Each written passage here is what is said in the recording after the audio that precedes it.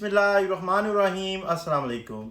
मैं हूं उमर ज़ुएब जोता, एडवोकेट, और आप देख रहे हैं हमारा ऑफिशियल सोशल मीडिया चैनल, जहां हम बात करते हैं सरकारी मुलाजमीन, पेंशन और उनके कानूनी हकूक़ की। आज की वीडियो इंतहाई अहम है क्योंकि इस वक्त सबसे ज़्यादा सवाल तीन चीज़ों पर आ रहे हैं।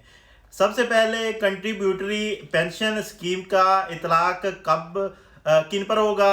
नंबर 2, ईद उल अज़हा की सरकारी छुट्टियां कितनी होंगी। नंबर 3, तनख्वाहें और पेंशन अकाउंट में कब तक मुंतकिल होगी। अगर आप सरकारी मुलाजिम हैं या पेंशनर्स हैं तो ये वीडियो आखिर तक ज़रूर देखें क्योंकि आधी मालूमात अक्सर गलत फहमी पैदा करती है। हुकूमत की जानिब से जारी किए गए हालिया नोटिफिकेशन में कुछ अहम नुकात वाज़ेह किए गए हैं। सबसे पहले तो ये बात ज़ेहन नशीन कर लें, जो पुराने सरकारी मुलाजमीन हैं उन पर कंट्रीब्यूटरी पेंशन स्कीम लागू नहीं होगी। ये स्कीम बुनियादी तौर पर नए भर्ती होने वाले मुलाजमीन के लिए है। अब सवाल ये उठता है कि अगर कोई मुलाजिम एक डिपार्टमेंट छोड़कर दूसरे डिपार्टमेंट में जाता है तो क्या होगा। यहाँ एक कानूनी नुक्ता बहुत अहम है। अगर कोई मुलाजिम सूबाई हुकूमत से वफाकी हुकूमत में ट्रांसफ़र होता है या हाइडर स्कीम के लिए जाता है तो वो खुद कार तौर पर कंट्रीब्यूटरी पेंशन में शामिल नहीं होगा। इसकी सर्विस स्ट्रक्चर और सर्विस रूल्स के मुताबिक फैसला होगा। मैंने इस मौजू पर पहले भी तफसीली वीडियो अपडेट की जिस पर हर सवाल का कानूनी हवाले के साथ जवाब दिया गया है। अब वो वीडियो भी देख सकते हैं ताकि मुकम्मल वजाहत हासिल हो। मेरी गुजारिश है कि सोशल मीडिया की अफवाहों पर यकीन करने की बजाय अहम और मुसद्दक़ा जो नोटिफिकेशन होता है वो देख लिया करें।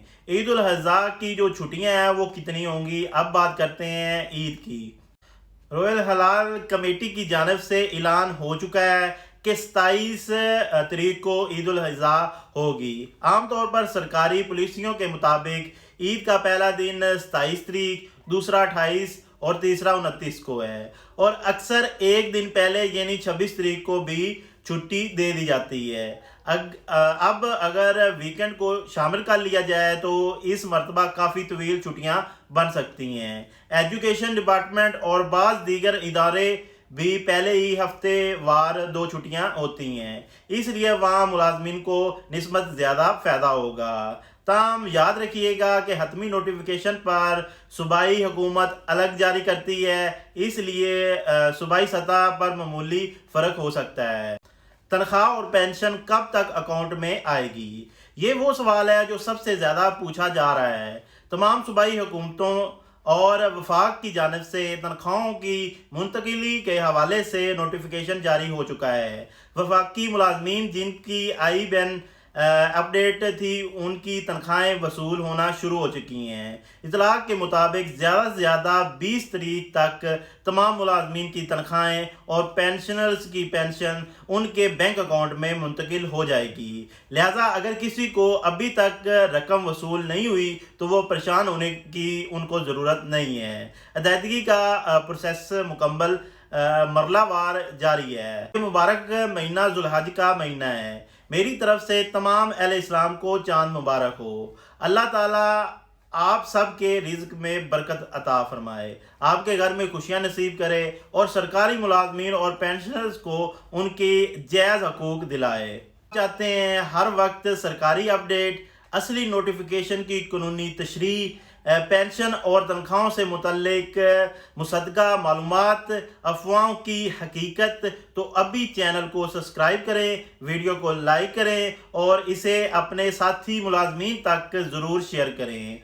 आपका एक शेयर किसी दूसरे मुलाजिम की रहनुमाई बन सकती है। कोई सवाल हो तो कमेंट सेक्शन में ज़रूर लिखें, मैं खुद कानूनी रहनुमाई फराहम करूँगा।